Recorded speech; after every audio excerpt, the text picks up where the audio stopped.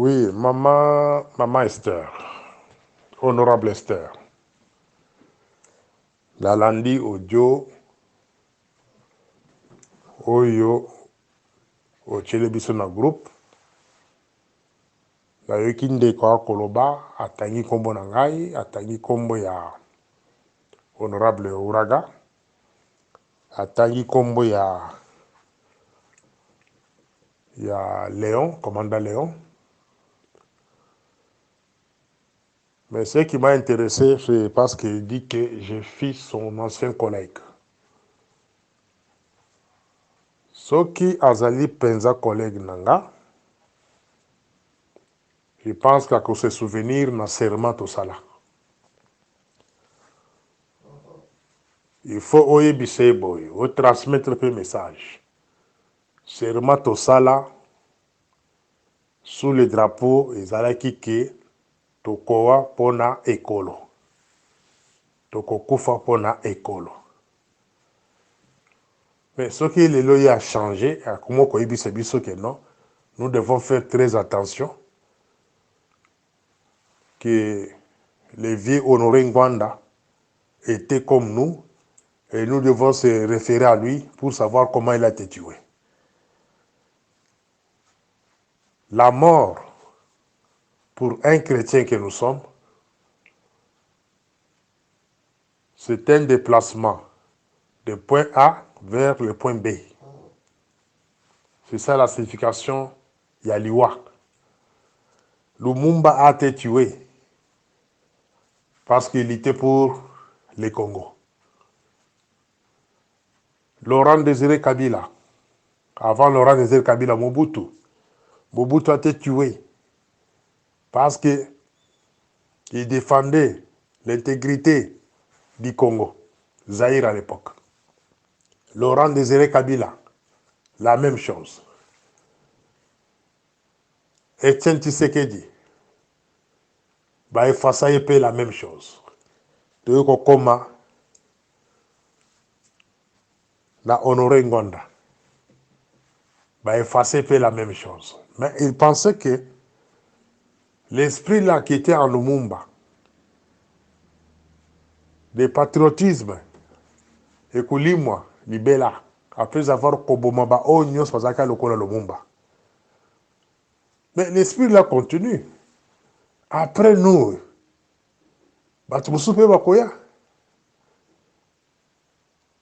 nous avons marqué notre époque. Cette époque de Félix, camarade Félix, c'est l'époque Nabiso. Depuis 2019, tu as Koloba. Tu as marqué tant Nabiso. Même si demain tu as l'esprit là va encore continuer. Là-bas, Moussoussou, Nabiso Asima. Pe Bazali déjà. Bazali. Denga la tambula boy, butu moy, naïbaka que anytime, n'importe quel moment, je peux être effacé. Nazaka déjà préparé. N'importe quel moment, je peux quitter ce monde. Mais ce que je vais parler à la jeunesse congolaise, vous devez vous battre pour le Congo d'aujourd'hui et son avenir.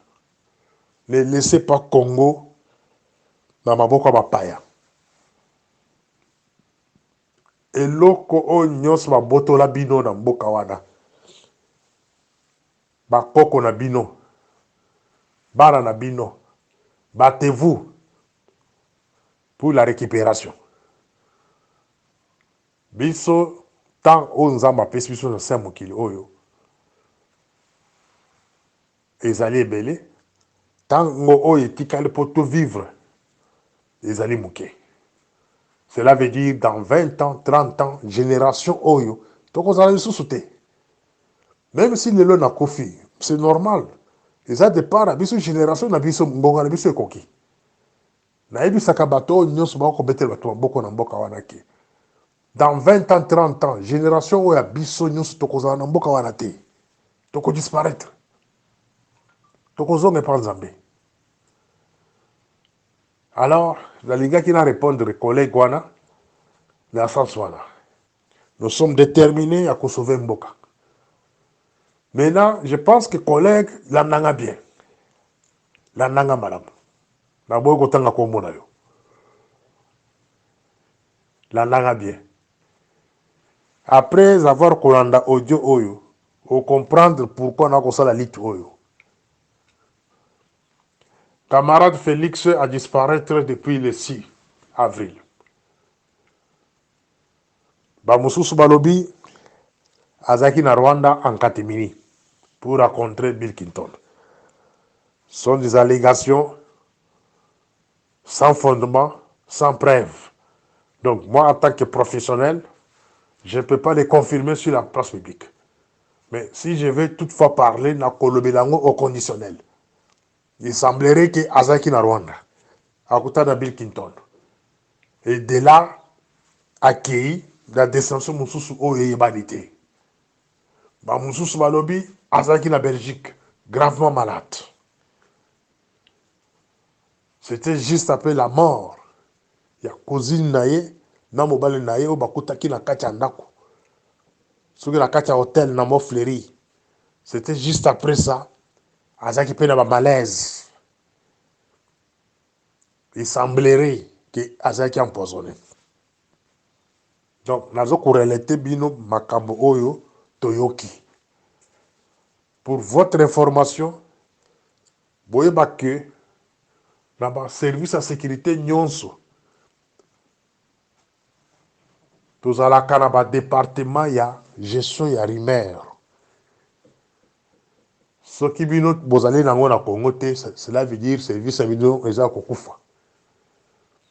Gestion ya rumeur, même aux États-Unis, ça existe. Vous trouverez des spécialistes, vanda kana bureau musana bango kulandaka ba rumeur. Les ont dit. O Mobutu a surnommé yango radio trottoir.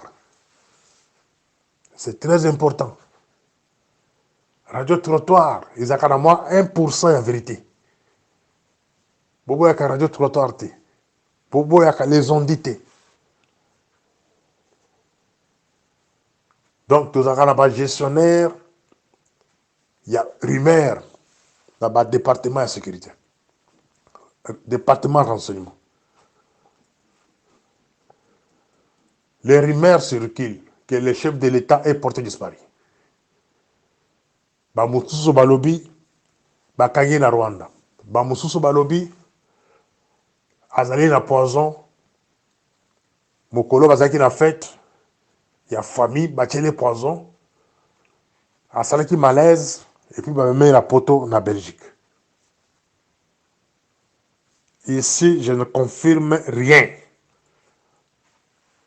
Naïbis bino que non, ce sont des rumeurs.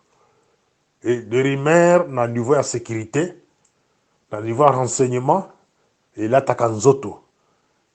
Il y a des spécialistes qui s'occupent de yango. D'ailleurs, vous devez comprendre que vous allez na batomi balé. La carte de gestion en sécurité. Il y a un gestionnaire de sécurité et un gestionnaire de renseignement. Ce sont deux personnes différentes. Mais au côté Mutumoko, il y a la qualité de son ballon. Gestion de la sécurité et la gestion du renseignement. Donc, Moutoko peut se sur information en solo et ça, Moutoko ça là, on gestion de renseignement.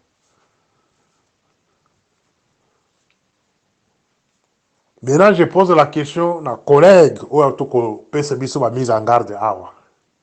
Yokanga Malam. Le président de la République a limoué. Azo Bonanate. Depuis le 6. Dans Sali Audio, dernièrement, dans PC 3 jours, dans le jusqu'à dimanche, ceux qui ont zonguité, il y aura un coup d'État. C'est un message dans Zoko Pesaï. Qu'est-ce qui s'est passé? Donc, comme vendredi ou samedi, tout le monde a commis balancer un cortège à 4 h du matin. Le chef de l'État Zongi.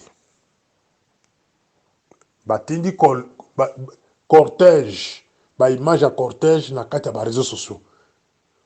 Mais batikala kola qui s'est quitté là qui n'a reporte. Ton noté ango. On ne peut pas toujours douter de ma camouflage sur le salma. Non. Parfois, il faut qu'on dise. Ton dimi, à Zongaki. On se pose des questions. À Zongaki, parce que ton lobaki, n'a pas audio, parce que tu peux ça qui est ultimatum. Point d'interrogation. Maintenant, tu as une image moi qui est circulée dans pourquoi lelo. Bazali ko la kisa. Camarade Félix na kata église. Apparemment, ils ont église catholique. Mais il va préciser. L'image a circulé partout. Mais il faut ton dire makaka. Maintenant, tous les temps, on a vu qu'on a une chaîne de télévision. Il y a Mboka wana. Na Kinshasa, tous une chaîne de télévision ébélée. En commençant par RTLC. Totali des grands titres. Il y a une chaîne de télévision. Il y a Congo. Tout le monde sait qu'il y a non, le chef de l'État était dans une église quelque part. Tout le monde est en côté. Mais il est étiqueté biso to bana quotidien bilongi ya bato bazaki na kati ya meswana. Apparemment quand vous regardez même les gardes du corps, bon vous avez que bilongi na bango ya période wana, ils ont des billes à pouvoir. Par rapport à la garde du corps à lelo basi balé batondi au moni bilongi échanger mafuta bato za na mbongo. Entre autres camarades et nani garde du corps à Kabila. Ce qui me c'était que John, ce qui était que John. Bota le longi na wana na kati ya mesa lelo et puis vous comparer et longi à lelo. Il y a une image à lelo. Bon, au moins, il y a une image à mon côté. Totiki. Maintenant, je pose la question. Mes chers amis, nani azali ko profiter de la manipulation oyo? Qui profite de cette manipulation? Si réellement camarade Félix n'est pas Kinshasa. Là, on pose une question dans le forum où on a parlement de beau. Cher honorable, il y a un groupe. Boy bisangai, nani azali ko profiter de la manipulation oyo? Il y a depuis camarade Félix Azara Kinshasa. Il n'y a aucun signe officiel et au Kolakisaki Azali. Sinon, les porte-parole du gouvernement devraient faire un communiqué. Ce soir, il y a Kolakisaki, le chef d'État de retour. Coupé court, Barimer. Sinon, Chiwewe, le général, chef d'état-major, général de l'armée, mais c'est Chiwewe qui sent Chiwewe, n'allait pas tenir des propos qu'il a tenus pendant les parades d'aujourd'hui, le 15 avril. Même date au Balbi qui est camarade de Félix Azaki à l'église. Coïncidence wana. Il y a Chiwewe à lobby que non, Barcelone, le chef de l'État, il n'est pas Kinshasa. Mais de l'autre côté, il y a des individus qui balancent les images qui Azaki à l'église. Mes chers amis, nani azali ko profiter de la manipulation wana. Ici, je m'adresse maintenant aux militants de l'IDPS. Et la majorité des abinons de beaucoup balancer sur les réseaux sociaux. Qui vous manipule? Nani azali ko manipuler bino. Parce que la disparition des camarades de Félix, c'est un fait grave.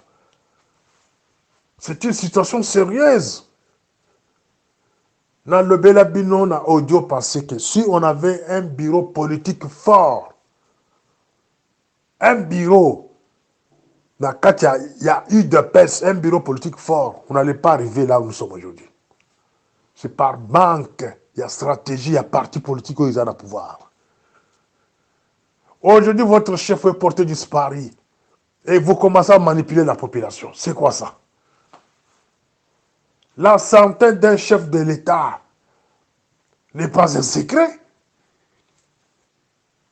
Les chefs de l'État, s'il est malade, vous devez communiquer, bulletin de santé, heure par heure, pour rassurer la population. Voilà un pays qui se respecte. Il y a encore une autre information, ils ont circulé dans pourquoi aller là.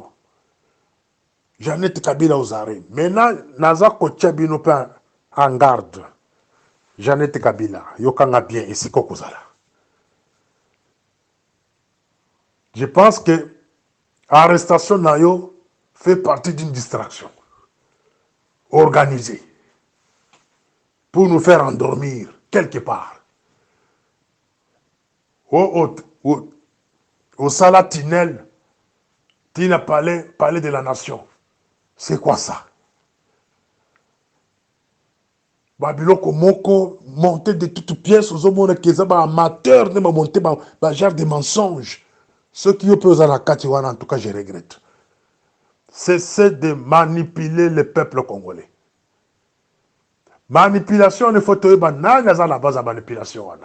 Rubero, Tana Kotanga, le sous-subalba, oh non, Morning Star, Azapobe Nabiso. Et je suspecte votre cabinet. Je suspecte le cabinet de Bizi Makara, de Garambe, votre équipe là. Vous allez manipuler un petit groupe de gens. Où est passé le chef de l'État? Si le chef de l'État est à l'hôpital, il a quelque chose à Kobangate. Vous payez sa bulletin de santé. Vous payez sa communiqué. Et qui fait l'intérim du pays? Une autre question. Nani Azali qu'on ça l'intérim à pays.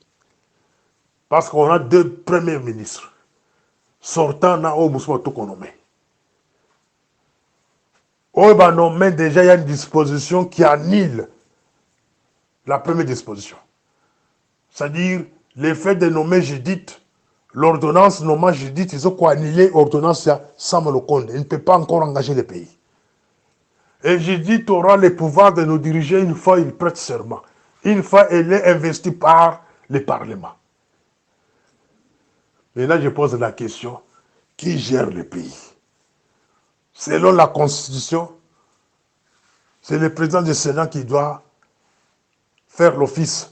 Donc, l'intérim du chef de l'État, en cas d'absence. Est-ce qu'on a un président du Sénat? Point d'interrogation. Dans le moment où qui gère le Congo, Nani Azali ko gérer le Congo. Et si réellement, image la kisi lelo, ceux qui sont allés à Lokuta, en tout cas, la justice devrait se baser na batuba ko lancer bilokwana. Pourquoi Koko Sabato qui quand de Félix Azagé la messe? Pourquoi?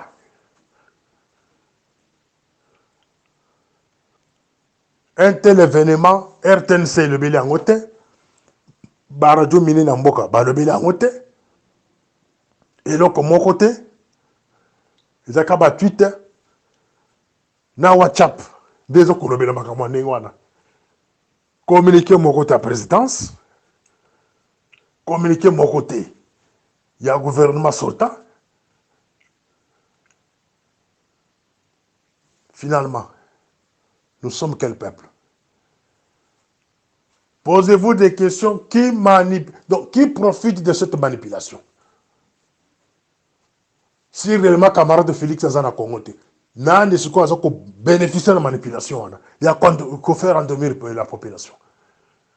C'est ici où maintenant les militaires, les policiers, les services de sécurité, vous devez maintenant vous poser des questions. Nani Azali ko manipuler Bino. Et pour quelle finalité? Et Nana Bimisi Bakangi Jeannette Kabila. Jeannette Bakangi RFI le bilan côté. BBC le bilan côté. Chaîne mon côté le bilan côté. Mes chers amis, tout ça va bololé à quel niveau? Nous sommes quel peuple au juste? Voilà la deuxième audio. Morning Star.